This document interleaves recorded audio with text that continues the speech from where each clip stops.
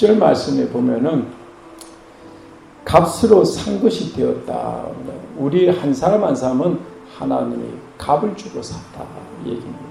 그런즉 너희 몸으로 하나님께 영광을 돌리라.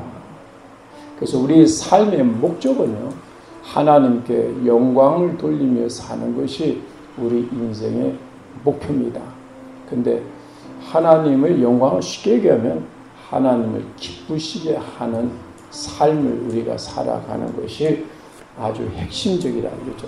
근데 세상 사람들은 다 보면 자기를 기쁘게 하면서 사는 그런 경우가 참 많습니다. 우리 집사람은 참 개를 좋아합니다. 예전에 우리 집에 개가 2마리 있었습니다.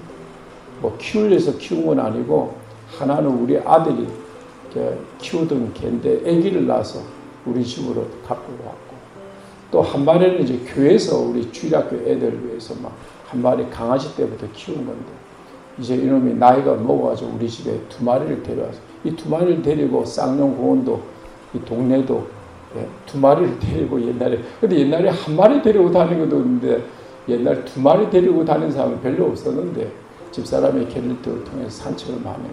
근데 2마리가 한 해 같이 죽더라고, 이제 늙어가지고. 근데 얼마나 이제 집사람이 허전해. 그래서 쌍용공원 개 보거나 길에 가면 개 지나면 개가 좋다고 해서 항상 보면 멈춰요, 보면. 그래서 쓰다듬어 주고 그걸 옆에서 제가 보는 가운데 참 어떤 때는 생일날 뭐 때문에 개 한 마리 선물해 주고 싶을 때가 있어요. 근데 참 그거 참는 것도 참 어려운데 집사람은 역시 개를 안 키우려는 것도 하나님 외에 딴 데 신경을 쓰려고 하고 싶지 않다는 거죠. 우리가 늘 살면 하나님의 영광을 위해 살아가는데 개를 키우면 내 마음에 자꾸 아무래도 개한테 마음을 두는 경우가 꽤 있으니까 어떤 거라도 그런 마음을 최대한대로 줄여서 하나님 앞에 마음을 두려고 부단히 노력하는 것 중에 하나. 우리는 하나님께 영광 돌리는 것이 우리의 삶의 목적입니다. 그런데 하나님께 제대로 하나님이 나를 향해서 어떤 영광을 받기를 원하는가를 우리는 잘 알아야 됩니다. 그래서 삶을 살면서 내가 어떤 삶을 살아야 될 것인가를 이거를 정확하게 깨닫는 사람이 정말 복입니다. 그래서 저는 예전에도 한번 간증했지만 하나님의 영광을 위해서 대학교 전공을 돈을 벌어야 방향으로 가야겠다고 생각합니다. 근데 이 비즈니스 계열로 내가 가니까 돈은 벌지 모르지만 내가 기쁘지가 않더라고. 그런데 제가 일반 교양 과목 미술을 택했는데 이런 돈을 버는 길은 아니지만 내가 너무 행복한 거예요. 그래서 이 2가지가 내 마음에 왔다 갔다 하는데 하나님께 질문했죠. 하나님, 제가 이런 마음이 있는데 어떻게 하면 될까요? 했더니 그때 제가 참 잊혀지지 않는 것이 하나님이 음성을 주시는데 나는 내가 행복한 모습을 볼 때 나도 행복하단다 그럽니다. 그러니까 자기가 무엇을 인생을 해야 될 것인가 하나님에게만 다 맞추지 말고 오늘 제가 얘기하는 것은 내 자신이 하나님이 무엇을 주셨나를 잘 보면 중요할 것 같아요. 여러분, 다른 사람한테 내가 미술 전공했다면요, 사람들이 의아하게 생각합니다. 근데 나도 나를 몰랐어요. 나도 그 미술을 택해보지 않았으면 영원히 몰랐을 것 같아요. 근데 자기도 모르는데 하나님이 나를 창조했으면 이거를 선풍기를 만들었으면 선풍기 역할을 해야지. 마이크를 만들었으면 마이크 역할을 해야 돼. 안경을 쓰면 안경 역할을 하듯이 사람이 그걸 만들었으면 그 역할이 다 있듯이 하나님이 나를 만들어서 다 만들었으면 꽃들도 채송화 만든 게 있고 장미 만든 것이 있고 국화 만든 것이 있고 뭐 달맞이 꽃을 만들고 종류가 꽃은 꽃이지만 종류가 많듯이 하나님도 사람을 만들었지만은 그 사람을 통해서 무슨 영광을 받기를 원하는가를 찾아야 됩니다. 이게 늦게 더디 찾는다 하더라도 우리는 그걸 찾아야지 삶이 행복합니다. 그래서 제가 예전에도 얘기했지만은 이 세상에 제일 행복한 사람은 두 가지를 갖춘 사람입니다. 첫째는 목숨을 걸 만큼 사랑의 대상자를 찾는 겁니다. 그것이 하나님입니다. 하나님. 그리고 두 번째는 목숨을 걸 만큼 가치 있는 일을 찾는 겁니다. 그래서 그 가치 있는 일이 하나님의 영광을 위해서 내가 어떤 일을 해야 되는가를 반드시 찾는 것이 삶의 가장 중요한 겁니다. 그래서 저는 전공이 이제 파인아트 순수 미술을 했는데 이것이 4년 동안 공부하면서 사역을 하면서 이게 내 사역에 무슨 도움이 되겠는가 말이죠. 수채 그냥 음악이라도 하든지 뭐 다른 거라도 하면은 목회하면서 도움이 되는데 미술해가지고 내가 무슨 또 여러분 이 파인아트를 하나님이 시킨 것이 나에게는 제일 큰 복이었습니다. 그게 이제 순수 미술이라는 건데 성경에 우리는 이 땅에 태어나면 두 가지 이상 중요한 게 없습니다. 그 첫 번째는 천국 가야 되고 천국에서도 큰 자 되는 겁니다. 이 두 가지 이상 뭐가 중요합니까? 그런데 이 두 가지가 다 어린아이에게 다 그 메시지가 포함되어 있다는 겁니다. 어린아이 같지 않으면 천국 못 간다고 그럽니다. 천국의 큰 자는 어린아이 같아져 큰다고 그럽니다. 이 어린아이 안에 복이 다 있습니다. 근데 어린아이를 연구를 참 잘해야 되는데 어린아이의 공통점은 순수한 겁니다. 순수한 겁니다. 그 저는 예를 들면 이겁니다. 이 순수는 한 예를 들으니까 잘 들어보셔. 그러니까 이거를 저는 그거를 순수 미술을 하면서 3학년 때까지 이 파인아트가 뭔지를 난 잘 모르겠더라고. 2년을 고민했습니다. 그래서 선생님한테 물어봐도 선생님들이 설명하는데도 이거 같기도 하고 저게 사랑을 우리는 알지만 사랑이 정의를 내리는 것이 정확하지 않지 않습니까? 고린도전서 13장에 나오듯이 알긴 하는데 아르송한 거에게 눈물이 씨앗이라고도 하고 말이죠. 이게 파인아트도 마찬가지입니다. 저는 결혼할 때 배우자에 대해서 딱 두 가지를 두고 기도했습니다. 하나는 어린아이처럼 순수한 사람을 원했고 또 하나는 세상에 이런 욕심을 가지지 않는 사람을 참 원해요. 근데 집사람 보니까 나는 그걸 후에 깨달은 겁니다. 참 순수한 겁니다, 이게. 왜 이 순수하냐면은, 아니, 한국에서 대학을 나왔는데, 남자가 고등학교밖에 안 나온 사람하고 결혼한다는 거 쉽지 않습니다. 그리고 또 뽀져서 자기는 직장이 있는데, 나는 뭐, 고등학교 나오고 이제 대학을 공부할 수 있는 무슨 직장이 있었겠습니까?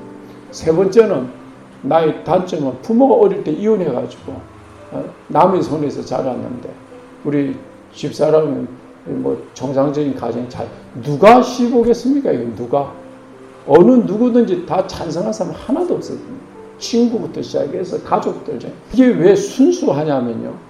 내가 미국 가보니까 백인, 흑인, 동양인들이 이 조그만 유치원 때 이럴 때는 초등학교 1, 2, 3학년까지는 그래 같이 놀아요. 아주 허물없이. 근데 얘네들이 중학교만 딱 올라가면 백인은 백인끼리 놀아요. 흑인은 흑인끼리 놀고, 아시아인은 아시안끼리. 이게 나눠지기 시작해요.